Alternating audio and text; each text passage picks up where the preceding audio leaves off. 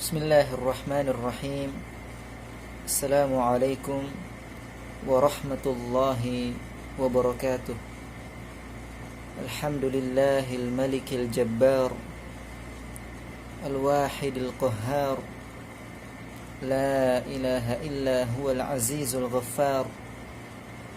Wassalatu wassalamu ala rasulillahil mukhtar wa ala alihi wa ashabihil akhyar.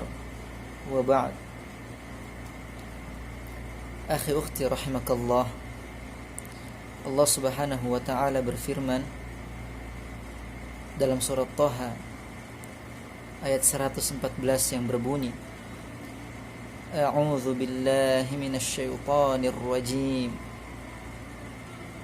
Fata'ala Allahul malikul haqq ولا تعجل بالقرآن من قبل أن يقضى إليك وحيه وقل رب زدني علما. Maka hanya Allah subhanahu wa ta'ala yang maha tinggi, sebenar-benarnya Raja yang maha menguasai. Dan janganlah engkau wahai Muhammad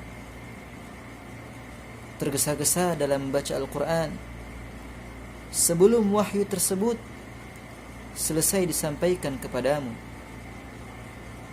Akan tetapi katakanlah wahai Muhammad, wahai Rabbku, tambahkanlah kepadaku ilmu. Allah subhanahu wa ta'ala juga berfirman dalam surah Al-Qiyamah ayat 16 sampai dengan ayat 19 yang berbunyi, La tuharrik bihi lisanaka lita'jala bih. Janganlah engkau menggerakkan lisanmu dengan cepat, yakni janganlah engkau tergesa-gesa dalam membaca Al-Quran karena engkau hendak ingin cepat menyelesaikannya. Inna alaina jam'ahu wa qur'anah. Karena sesungguhnya kata Allah subhanahu wa ta'ala, kamilah yang akan mengumpulkan Al-Quran tersebut di dadamu, dan kamilah yang akan membacakannya kepadamu. فَإِذَا قَرَأْنَاهُ فَاتَّبِعْ قُرْآنَهُ. Maka tatkala kami telah selesai membacakannya kepadamu, maka bacalah sebagaimana yang telah kami baca. ثُمَّ إِنَّ عَلَيْنَا بَيَانَهُ. Kemudian kamilah yang akan menjelaskannya kepadamu. Akhi ukhti rahimakallah, adapun sebab diturunkannya ayat ini diriwayatkan oleh Al-Imam Al-Bukhari rahimahullah dalam kitab beliau Sahihul Bukhari dalam bab tafsir dari Ibnu Abbas radhiyallahu anhuma, kana Nabi sallallahu alaihi wasallam idza nazala alaihi al-wahyu, bahwasanya Nabi sallallahu alaihi wasallam tatkala wahyu diturunkan kepada beliau, yuharriku bihi lisanah, beliau seakan-akan mempercepat bacaan beliau, seakan-akan beliau terburu-buru. Mengapa demikian? Yuridu ayyahfadhahu, karena beliau sallallahu alaihi wasallam cepat ingin menghafalnya. Fa anzalallahu al-ayah, maka Allah subhanahu wa ta'ala tatkala mengetahui hal tersebut, Allah menurunkan ayat 16 sampai dengan ayat 19 dari surat Al-Qiyamah. Dalam riwayat lain, sebagaimana yang diriwayatkan oleh Al-Imam Ibnu Abi Hatim dalam tafsirnya dari Ibnu Abbas radhiyallahu anhuma, bahwasanya tatkala wahyu diturunkan kepada Nabi sallallahu alaihi wasallam, at'aba nafsahu fi hifdhi, sampai di mana Rasulullah sallallahu alaihi wasallam menyusahkan diri beliau sendiri ketika menghafalnya. Hatta yashqa ala nafsi, sampai kadangkala terasa berat bagi beliau. Fayakhafu ay yas'ada Jibril wa lam yahfadhhu, karena beliau sallallahu alaihi wasallam takut apabila Jibril telah naik, telah selesai menyampaikan wahyu dan beliau belum menghafalnya. Fa anzalallahu al-ayat, maka tatkala Allah subhanahu wa ta'ala mengetahui hal tersebut, Allah subhanahu wa ta'ala menurunkan ayat, wala ta'jal bil qur'ani min qabli ay yuqda ilaika wahyu. Jangan engkau tergesa-gesa ketika membacanya sebelum wahyu tersebut diturunkan. Akan tetapi katakanlah, Rabbi zidni ilma. Akhi ukhti rahimakallah, adapun pelajaran yang bisa kita ambil dari ayat-ayat sebelumnya. Di antaranya adalah yang pertama, hendaknya bagi seorang muslim agar tidak terburu-buru dalam membaca Al-Quran.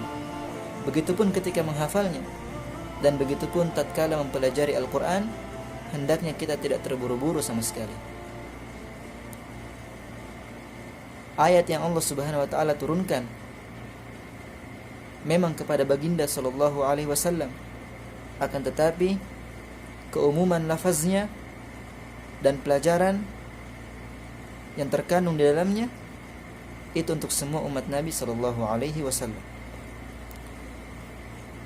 Sebagian kaum muslimin, terkhususnya di bulan Ramadan, mungkin di antara mereka ada yang punya target untuk bisa menghatamkan Al-Quran berkali-kali.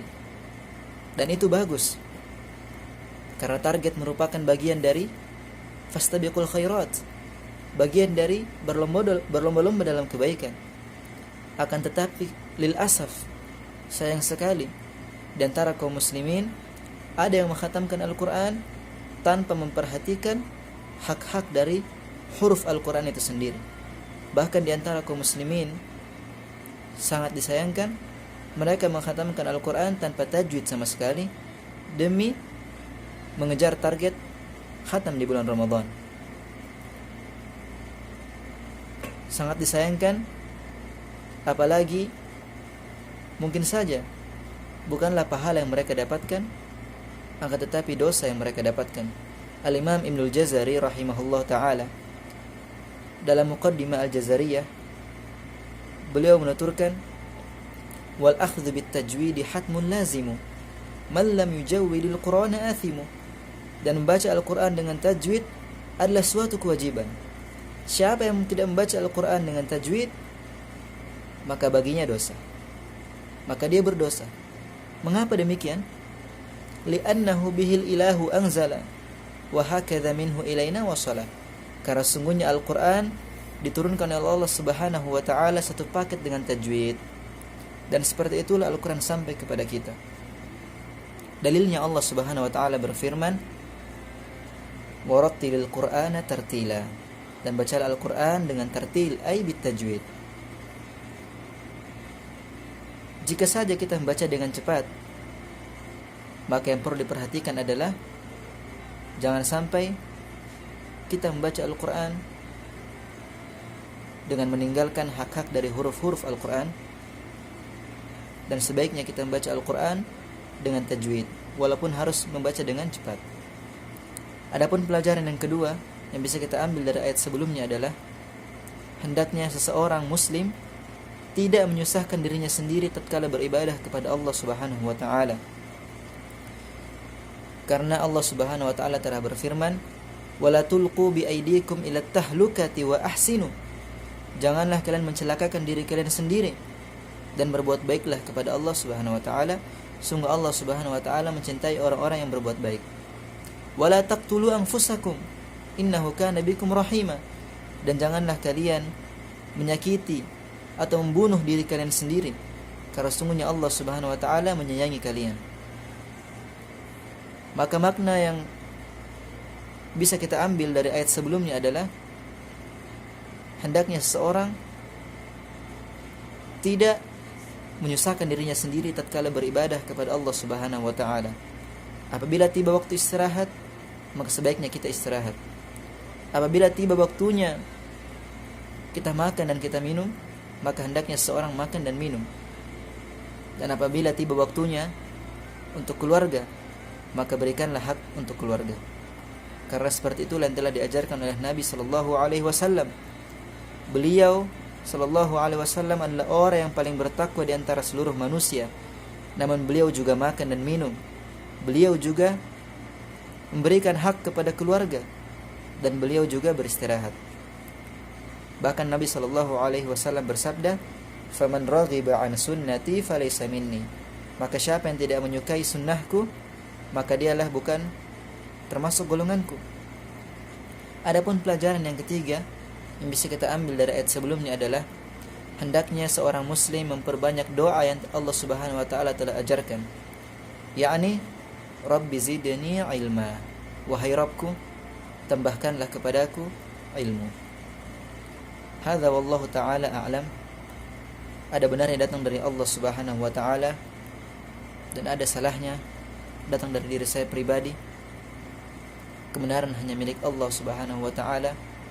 Saya tutup dengan sebuah syair.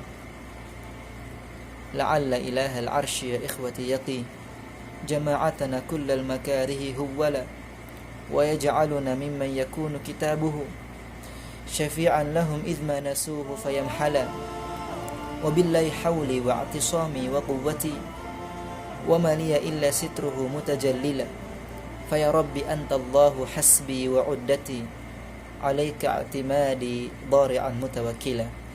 Semoga Allah Subhanahu wa taala menerima amal kebaikan kita di bulan Ramadan, dan Allah Subhanahu wa taala mengangkat segala musibah yang telah menimpa kita. Wabillahi taufiq wal hidayah.